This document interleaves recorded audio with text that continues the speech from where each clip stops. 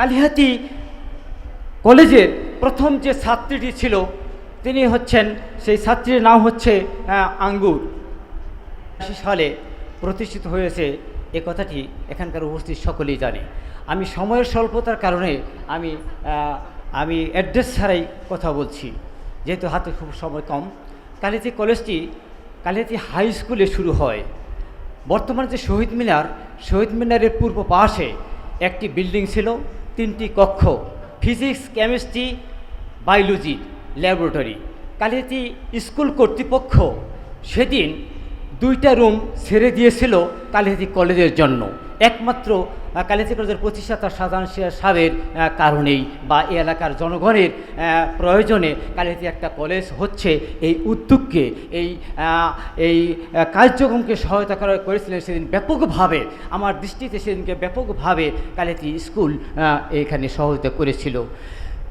Science laboratory 3টি রুমের 2টি রুম কালিহাতী কলেজকে ছেড়ে দিয়েছিল। বেঞ্চ, টেবিল, ল্যাবরেটরি যন্ত্রপাতি গুটিয়ে রেখেছিল।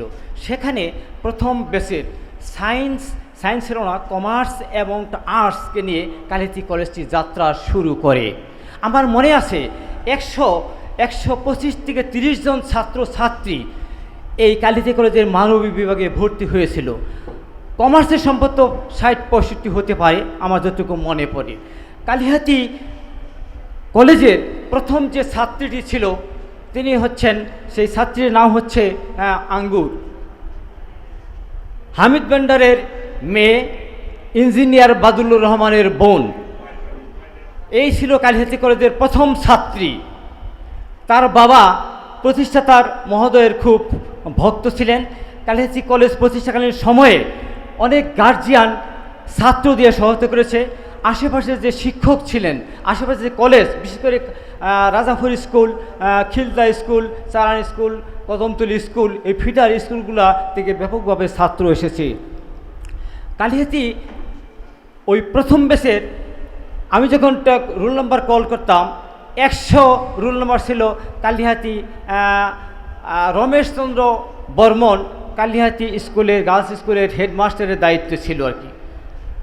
প্রথম পিরিয়ডে যে ক্লাসটা ছিল বাংলা, যদিও আমাদের অধ্যক্ষ মহোদয় বাংলা ছিলেন, কিন্তু তিনি বাংলা ক্লাস না নিয়ে সখীপুর কলেজের একজন বাংলার টিচার, উনি ইতিমধ্যে মৃত্যুবরণ করেছেন, সেলিম, উনি বাংলা ক্লাসে গেলেন। কালিহাতী হাই স্কুলের রমেন বিষ্ণু স্যার ভার্স্ট ইংলিশের তার দখল ছিল, তিনি 2য় পিরিয়ডে ইংরেজি ক্লাস নিলেন। আমি 3য় পিরিয়ডে আর্টসের ক্লাসে গেলাম এবং কমার্সের ক্লাসে গেলেন আবুল সাহেব। এভাবে কালিহাতী কলেজটি শুরু হয়েছিল আর কি।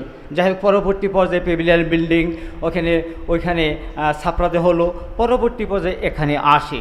কালিহাতী কলেজের যিনি প্রতিষ্ঠাতা অধ্যক্ষ ছিলেন তিনি একজন সুবক্তা, নাট্যকার, সদালাপী মানুষ ছিলেন। উনি গোপালপুরে প্রতিষ্ঠিত কলেজকে ছেড়ে এখানে কলেজে অনেকদিন কাজ করেছেন। পরবর্তী পর্যায়ে কালিহাতী কলেজের মনসুর রহমান সাহেব এই কলেজের দায়িত্বভার পালন করেন। কথিত আছে এই কালিহাতী কলেজের স্বর্ণযুগটা গিয়েছে লেখাপড়ায়, অ্যাডমিশন, সকল দিক থেকে মনসুর রহমান আমলকেই বলা হয়ে থাকে স্বর্ণযুগ। পাশাপাশি আলাউদ্দিন সিদ্দিকী একটি প্রতিষ্ঠিত কলেজ, সেই কলেজে অনেক প্রিন্সিপাল গেছেন, কিন্তু আফম ও গোলাম কিবরিয়া উনি ইতিমধ্যে মৃত্যুবরণ করেছেন। গোলাম কিবরিয়া সাহেবের আমলটাই ছিল আলাউদ্দিন সিদ্দিকী কলেজের প্রতি স্বর্ণযুগ। আজকে যিনি প্রিন্সিপাল আমাদের কলেজের ছাত্র ছিলেন, একজন শিক্ষক হিসাবে আমি যখন ঢাকা বিশ্ববিদ্যালয়ে প্রায় 6 বছরের মতো লেখাপড়া করেছি, আমার কাছে মনে হয়েছে অনেক প্রথিতযশা শিক্ষকের ছাত্র হয়েছিলাম আর কি। যাই হোক, বর্তমান অধ্যক্ষ কালিহাতী কলেজের ছাত্র ছিলেন। পরবর্তী পর্যায়ে জাহাঙ্গীরনগর বিশ্ববিদ্যালয়ের ছাত্র ছিলেন। আমি এই মুহূর্তে বসে মনে ছিলাম আমার 2 বন্ধু জাহাঙ্গীরনগর বিশ্ববিদ্যালয়ের শিক্ষক ছিলেন। সেই 2 বন্ধুর এক বন্ধু মারা গেছেন, এক বন্ধু আছেন, তারই সুযোগ্য ছাত্র আর কি। আমি কিছুক্ষণ আগে বলেছিলাম সে 79 সাল থেকে অফিসে বসে 79 সাল থেকে 2024 সাল এই দীর্ঘ সময়ের মধ্যে কালিহাতী কলেজের অনেক ইতিহাস, অনেক পারি করে গেছে, অনেক চড়াই অস্থিরাই ফিরিয়েছে। আমি আশাবাদ ব্যক্ত করব যে বর্তমানের সুযোগ্য অধ্যক্ষ, বর্তমানের ইয়ং অধ্যক্ষ সেই কালিহাতী কলেজকে আরও অনেক দূর এগিয়ে নেবেন, এই আশাবাদ ব্যক্ত করে কালিহাতী কলেজের যে লক্ষ্য, যে উদ্দেশ্যকে নিয়ে এই কলেজকে প্রতিষ্ঠিত করেছে তার অনেক সফলতা এসেছে এবং আরও সফল হোক এই আশাবাদ ব্যক্ত করে সকলের সুস্বাস্থ্য কামনা করে আমি আমার বক্তব্য এখানে শেষ করছি। অনেক কথা বলার ছিল, এত অল্প